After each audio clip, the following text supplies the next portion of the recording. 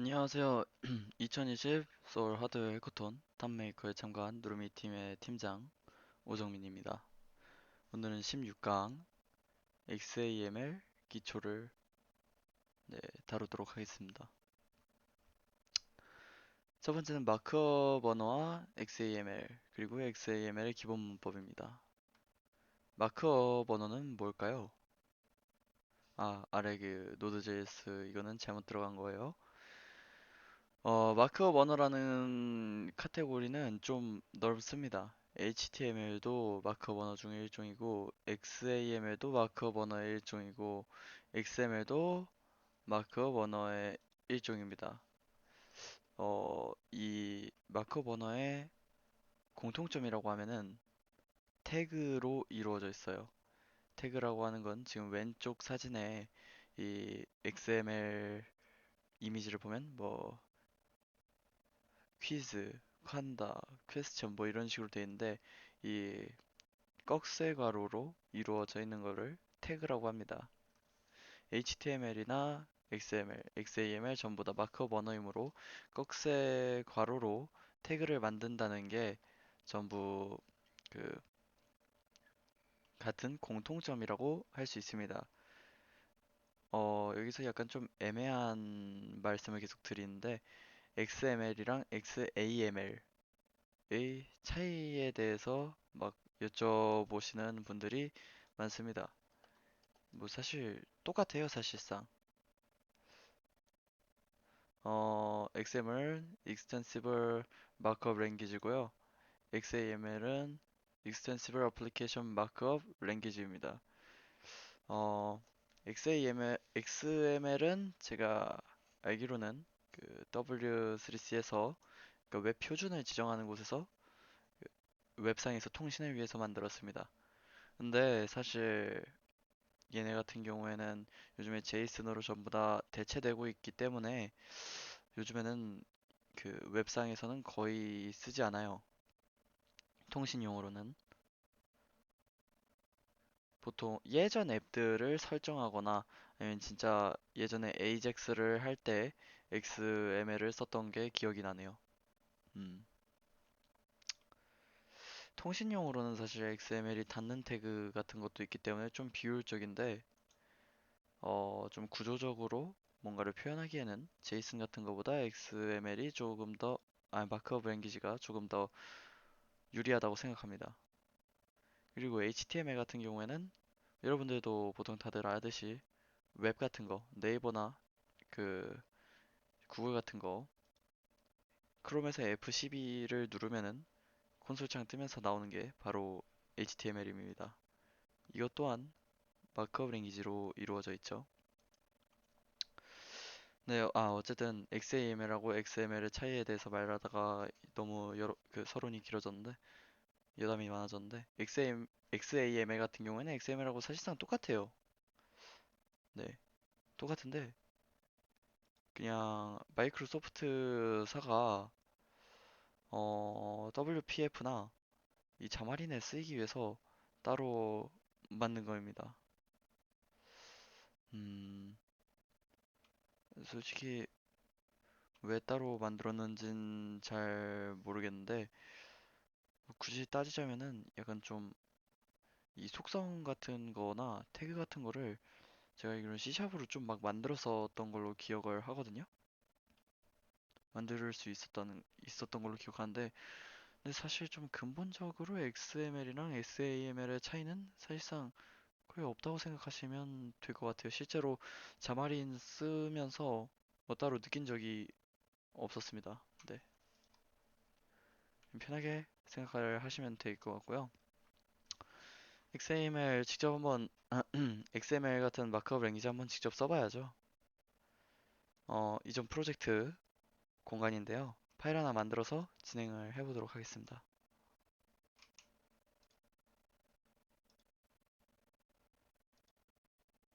음.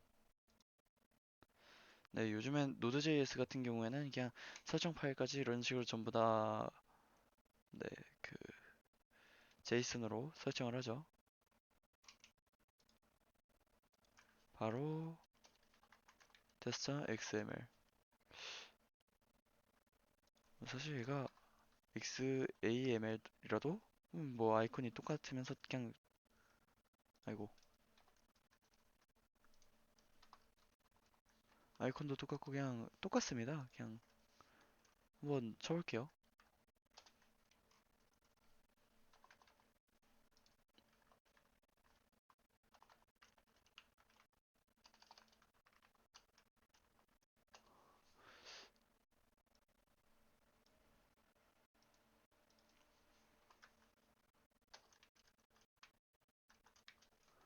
음, 일단 이건 뭐라고 하냐면 A라는 이름의 태그입니다. 꺽쇠가루가 이런 식으로 돼 있죠. 얘는 A라는 태그의 범위는 그러면 여기서부터 여기인 거예요. 앞에 지금 슬래시 A가 있죠? 이건 태그를 닫겠다는 겁니다. 예를 들어 네, 그럼 여기서부터 여기까지가 일단 A의 범위예요.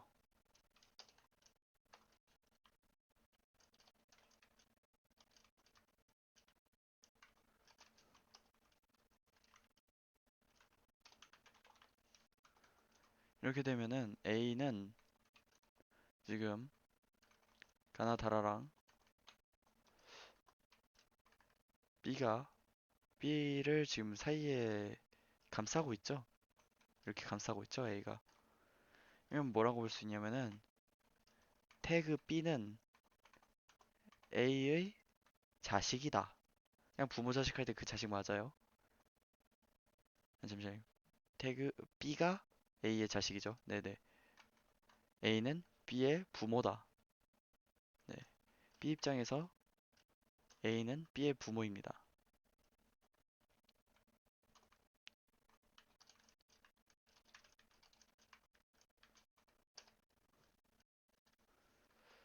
아, 만약에 이런 식으로 내용이 필요 없는 태그다.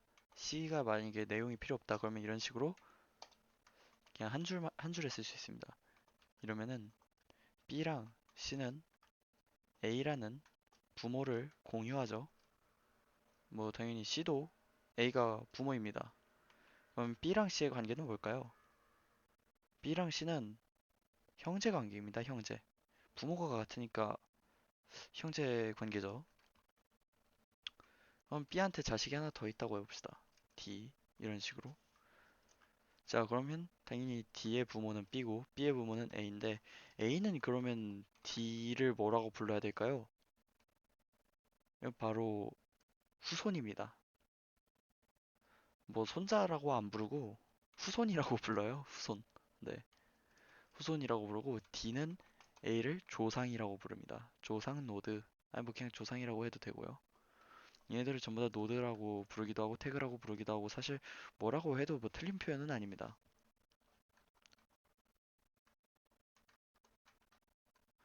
여기서 좀 조심해야 될 게 있어요.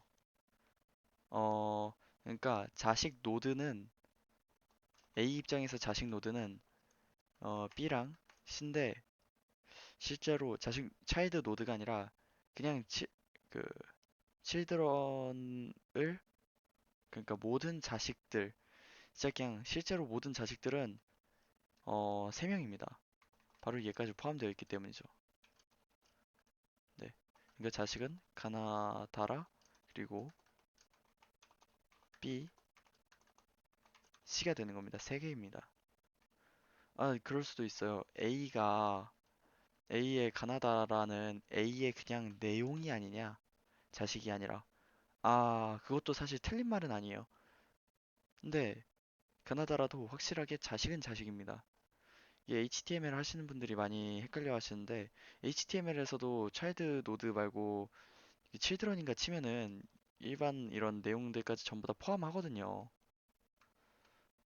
아, 제가 진짜 심한 거는 뭐까지 봤냐면은 그 제가 예전에 그 연구소에 있을 때 자바 환경에서 서블릿 환경에서 XML을 파싱을 하는데 아니 자식이 한 다여섯 개가 나오는 거예요. 그냥 이 정도밖에 없었는데 보니까 여기 뒤에 있는 이 줄바꿈 문자도 자식으로 판단을 해서 말 그대로 이 한 줄을 자식 하나로 판단을 하는 거죠. 예를 들어 이렇게 있으면은 자식이 줄바꿈이랑 그나다라랑 마바사랑 뭐 이런 식으로 돼 있는 거예요. 와 진짜 그것 때문에 막 버그 생기고 해가지고 진짜 일부러 XML을 다시 읽어가지고 한 줄로 전부 다 몰아 넣어가지고 이런 식으로 다시 파싱을 해가지고 읽는 방법을 취했었어요. 이런 식으로. 이러면 단 한 줄에 다 들어오니까 그런 줄바꿈 문자 등이 자식으로 들어올 여지가 없겠죠. 좀 많이 고통스러웠는데. 네, 이게 이 정도가 태그고요. 이거 말고는 속성이라는 게 있습니다. 속성. 속성 같은 경우에는 태그의 이 선언부 쪽에 뭐 A는 5 뭐 이러면은 A가 겹치니까 다른 걸로 할게요. 옵션은 5다. 네, 이런 식으로 쓸 수 있습니다. 사실 이걸 속성이라고 해요. A 태그의 옵션이라는 속성. 네. 뭐 당연히 그냥 한 줄로 닫힌 태그도 이런 식으로 쓸 수 있습니다. 마크업 랭귀지에서 이 닫는 거는 필수인데 뭐 좀 예외를 말씀드리자면은 HTML 같은 경우에는 이런 식으로 닫지 않아도 그냥 괜찮은 태그들이 있어요. 근데 XAML이랑 XML은 그런 거 없습니다. 무조건 다 닫아줘야 돼요. 이게 그냥 문법이에요. 어쩔 수 없는. 이거는 절대로 뭐 바꿀 수가 없어요. 그냥 순리입니다. 애초에 그냥 태어날 때부터 그렇게 태어났어요. 어쨌든 간에 옵션은 당연히 겹치면 안 되고 이런 식으로 달라야 됩니다. 보통 이렇게 옵션을 저희가 마구잡이로 넣지도 않고 태그도 마구잡이로 넣진 않아요. 보통은 있는 태그를 씁니다. 이 14강을 보면 알겠지만 막 스택 레이아웃 뭐 이런 거 썼거든요. 이런 거는 마이크로소프트에서 미리 정해놓은 태그들이란 말이에요. 네, 미리 정해놓은 태그들과 미리 정해놓은 옵션들을 통해서 앱을 개발합니다.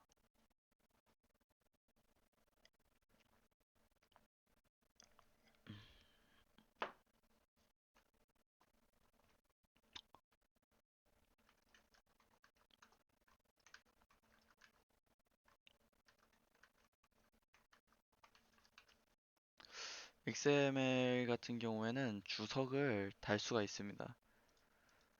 얘네들은 주석을 달 수가 있어요. 어떻게 다느냐? 이런 식으로 달 수 있습니다. 꺽쇠를 열고 느낌표 한 다음에 하이픈 하이픈 그 다음에 하이픈 하이픈 꺽쇠 닫고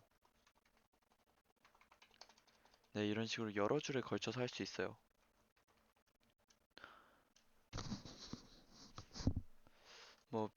근데 여러 줄에서 하는 거는 추천을 안 드리고요. 어, 보통 한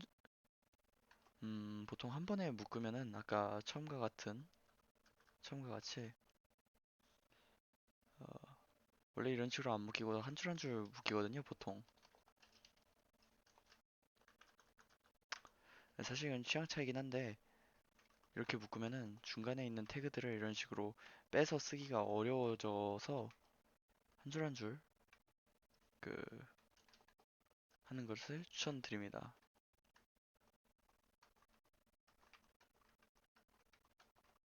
네네, 이런 경우요. 이런 경우에는 예를 들어 중간에 D 태그를 살려야 된다. 그럼 D에서만 풀어주면 되죠. 근데 또 주의해야 되는 게 이 주석은 보통 소프트웨어에서 컴파일 될 때 없어지잖아요. 근데 XAML은 아닙니다. 얘네들도 차일드의 일종이에요. 진짜 좀 골 때리죠. 얘네들도 차일드의 일종이에요. 그래서 차일드의 사이즈에 영향을 줍니다. 그렇기 때문에 조심히 써야 돼요. 모르고 썼다가는 큰일 납니다.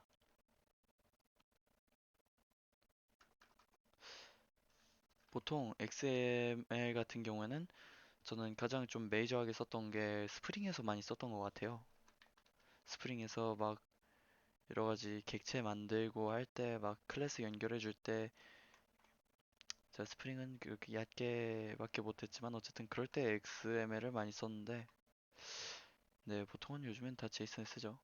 아, 맞아. 제이슨 같은 경우에는 이 친구들 같은 경우 원래 주석이 없는 게 원칙인데 주석 기능을 만들었더라고요. 음, 네, 그래가지고 뭐 그렇게 XAML을 좋아하던 마이크로소프트도 이번에 나온 윈도우 터미널 같은 경우에 설정 파일을 제이슨으로 만들었습니다. 이렇게. 이거 보면은 알 수 있듯이 사실 XAML은 좋은 취급을 그렇게 많이 못 받고 있긴 하죠.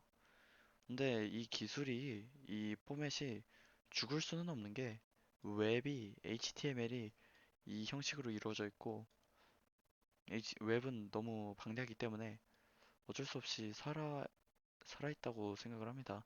그리고 무엇보다 제이슨보다 장점이 없진 않아요. 데이터가 많긴 해도 얘네들이 음, 확실히 구조적으로 보입니다. 닫는 태그가 명시적으로 완벽하게 존재할 수밖에 없는 구조기 때문에 제이슨 같은 경우에는 사실 뭐 뭐라고 해야 되지?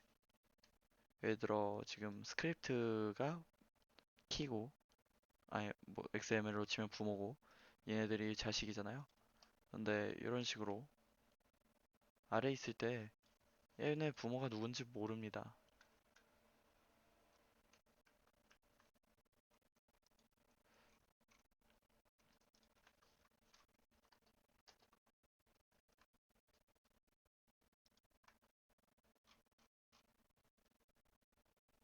네.